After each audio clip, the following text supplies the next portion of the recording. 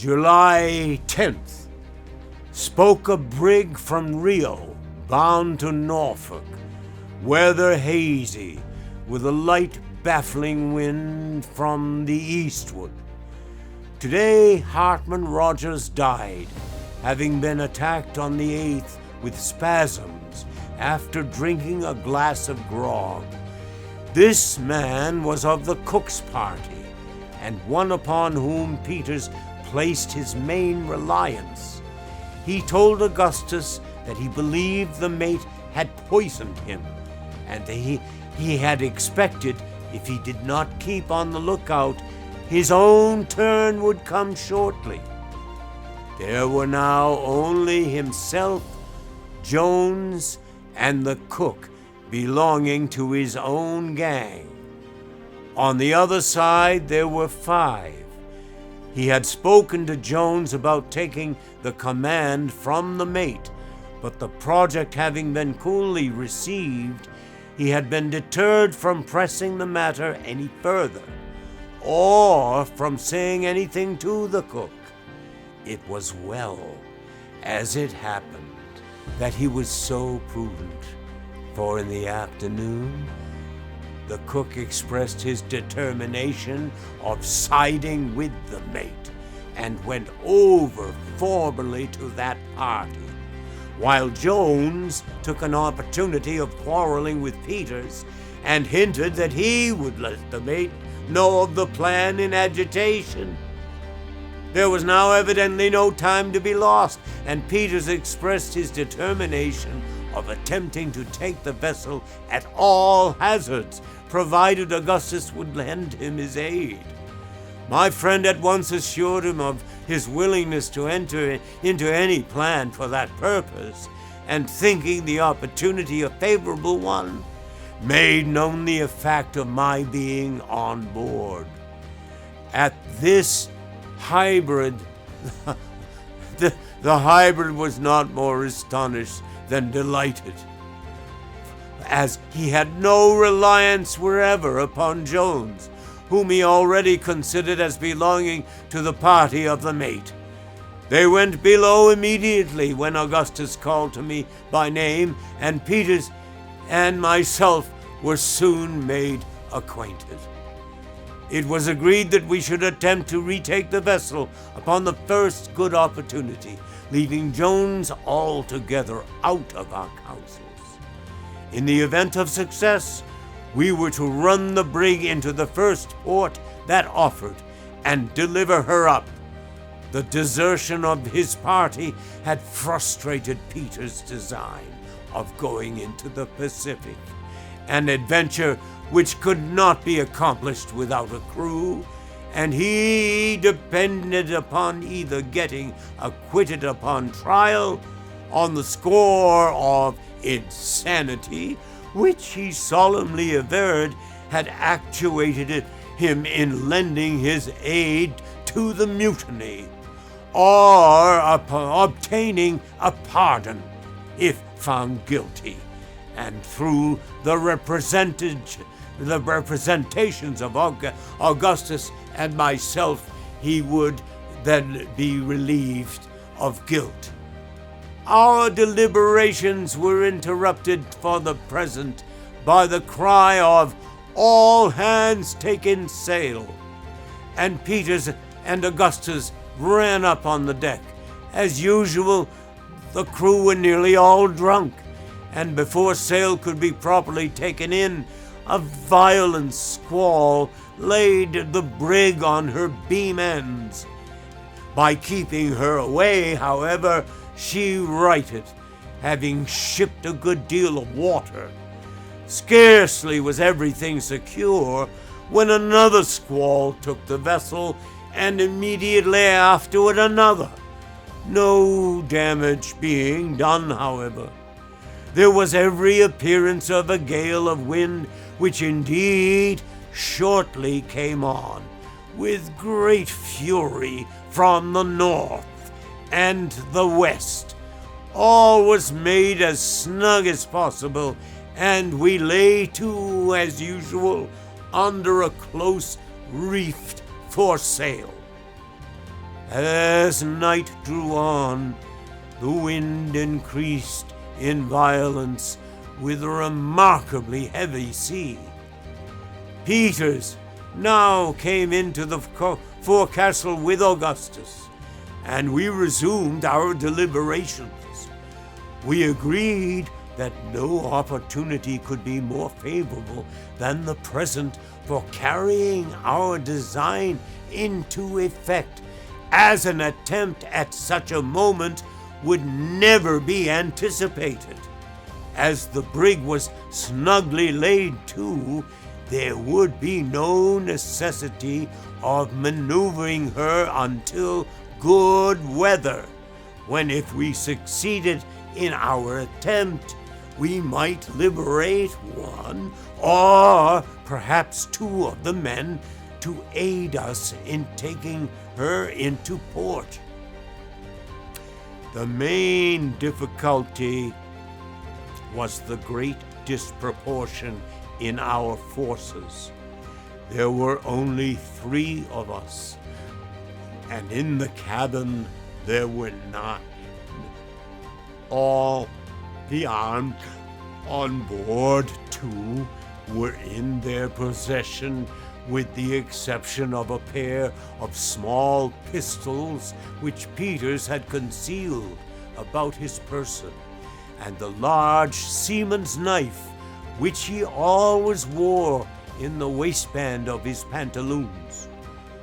From certain indications too, such, for example, as there being no such thing as an axe or a handspike lying in their customary places, we began to fear that the mate had his suspicions, at least in regard to Peters, and that he would let slip no opportunity in getting rid of him.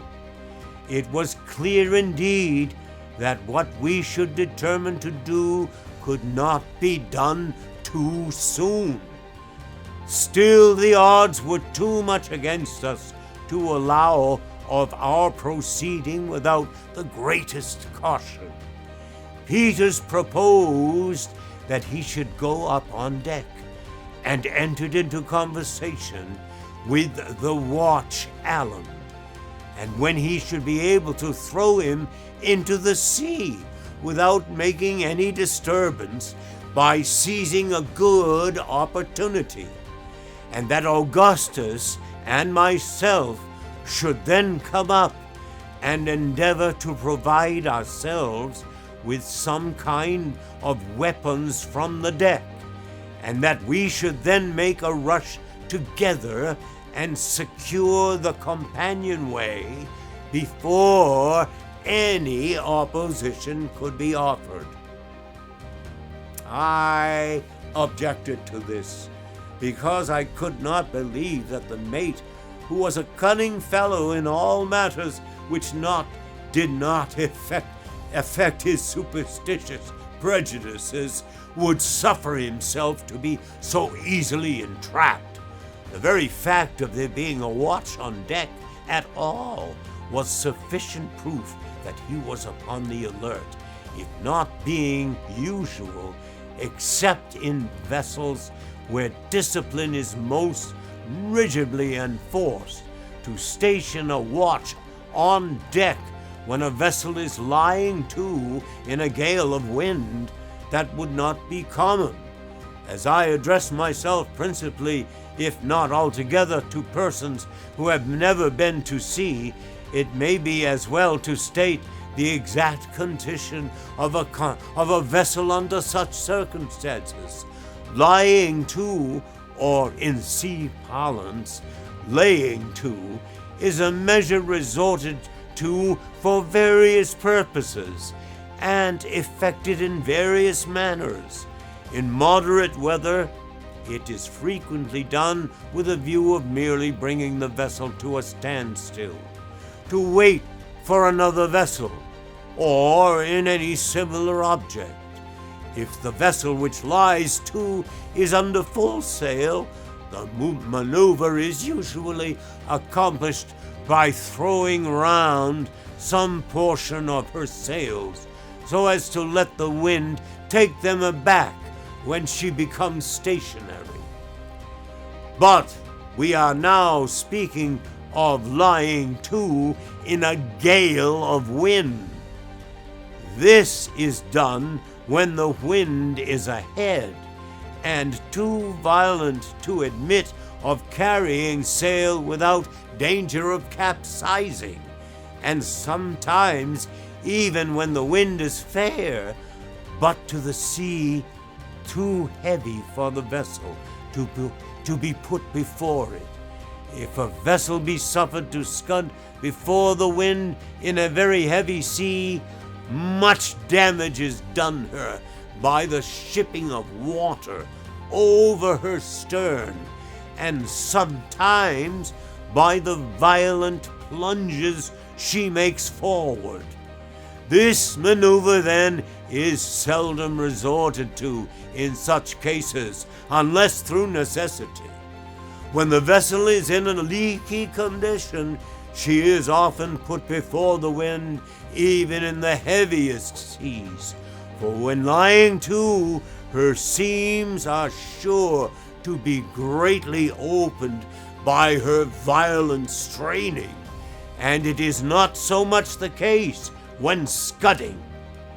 Often, too, it becomes necessary to scud a vessel, either when the blast is so exceedingly furious as to tear in pieces the sail which is employed with a view to bringing her head to the wind, or when through the false modeling of the frame or other causes, this main objects cannot be effected, and so vessels in a gale of wind are laid to in different manners, according to their peculiar construction. Some lie to best under a foresail, and this, I believe, is the sail most usually employed. Large, square rigged vessels have sails for the express purpose called storm sails, but the jib is occasionally employed by itself, sometimes the jib and foresail, or a double-reefed foresail, and not unfrequently the aftersails are made use of. But fore topsails are very often found to answer the purpose better than any other species of sail. The grampus was generally laid to under a close reefed foresail, and when a vessel is to be laid to, her head is brought up to the wind, just so nearly as to fill the sail under which she lies when hauled flat aft, that is, when brought diagonally across the vessel. This being done, the bows point within a few degrees of the direction from which the wind issues, and the windward bow, of course, receives the shock of the waves. In this situation, a good vessel will ride out a very heavy gale of wind without shipping a drop of water, and without any further attention being requisite on the part of the crew. The helm is usually lashed down, but this is altogether unnecessary, except on account of the noise it makes when loose, for the rudder has no effect upon the vessel when lying to. Indeed, the helm had far better be let loose than lashed very fast, for the rudder is apt to be torn off by the heavy seas if there be no room for the helm to play. As long as the sail holds, a well-modeled vessel will maintain her situation and ride every sea as if instinct with life and reason. If the violence of the wind, however, should tear the sail into pieces, a feat which it requires a perfect hurricane to accomplish under ordinary circumstances, there is then imminent danger. The vessel falls off from the wind, and coming broadside to the sea is completely at its mercy. The only resource in this case is to put her quietly before the wind, letting her scud until some other sail can be set. Some vessels will lie to under no sail whatever, but such are not to be trusted at sea.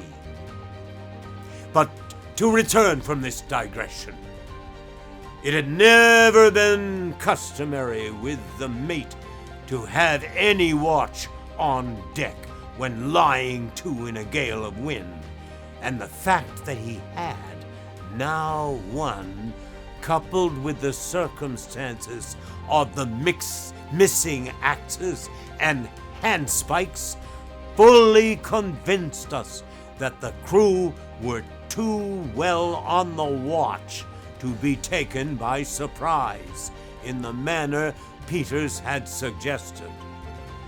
Something, however, was to be done, and that with as little delay as practicable, for there could be no doubt that a suspicion having been once entertained against Peters, he would be sacrificed upon the earliest occasion, and one would certainly be either found or made upon the breaking of the gale. Augustus now suggested that if Peters could contrive to remove, under any pretext, the piece of chain cable which lay over the trap in the stateroom, we might possibly be able to come upon them unawares by means of the hold. But little reflection convinced us that the vessel rolled and pitched too violently for any attempt of that nature, and so by good fortune I at length hit upon the idea of working upon the superstitious terrors and guilty conscience of the mate. It will be remembered that one of the crew, Hartman Rogers, had died during the morning, having been attacked 2 days before with spasms after drinking some spirits and water, and Peters had expressed to us his opinion that this man had been poisoned by the mate, and for this belief he had reasons, so he said, which were incontrovertible, but which he could not be prevailed upon to explain to us. This wayward refusal being only in keeping with other points of his singular character. But whether or not he had any better grounds for suspecting the mate than we had ourselves, we were easily led to fall in with his suspicion, and determined to act accordingly.